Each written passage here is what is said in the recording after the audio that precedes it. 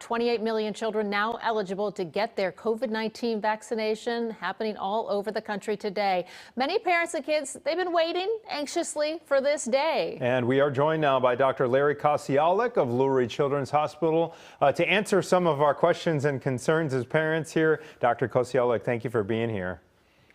Thanks for having me. All right, first up, though, do you know when exactly Lurie will be giving out shots?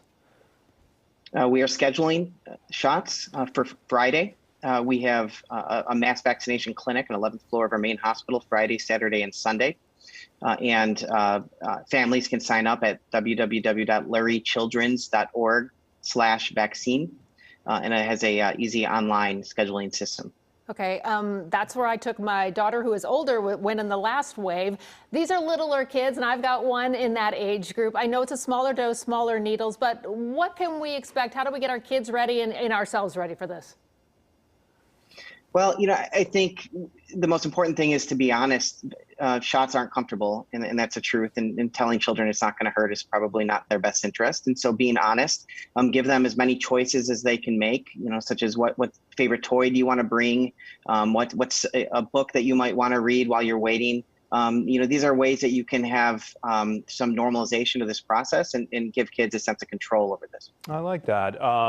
Dr. Kociolek, in terms of side effects, I know you fielded a lot of questions earlier today from parents whose concerns include the pain factor, any discomfort after the shot itself. What can you tell us about what we've noticed? Is there any difference between the adult side effects and what we're seeing in 5 to 11-year-olds? Yeah, in pediatric vaccine research, in all vaccine research, we try to find the lowest dose that provides a robust immune response, because the lower dose theoretically should be associated with fewer side effects.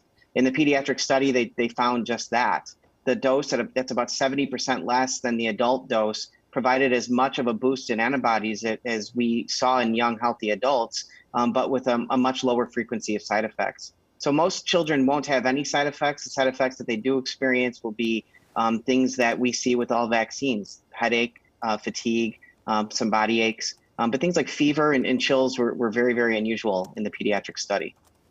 Again, as Anthony mentioned, you talked with some parents today. I know you get a lot of questions from them. What are some of the main concerns you're hearing?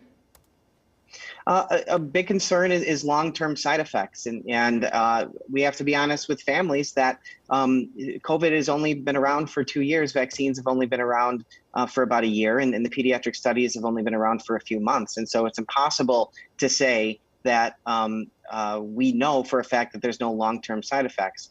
But we've been giving vaccines for a very, very, very long time. And we know from giving billions and billions of doses of vaccines to children over the years that long-term side effects from vaccines are exceedingly uncommon. Any side effects that we see with vaccines, particularly non-living vaccines like this COVID vaccine, will occur within 4 to 6 weeks. And so the studies have had that duration of time for us to be very, very confident that this vaccine is safe. And we know it's very, very effective at preventing both infections and hospitalizations and deaths. All right, great info. Dr. Lurie Kociolek with Lurie Children's Hospital. We appreciate it.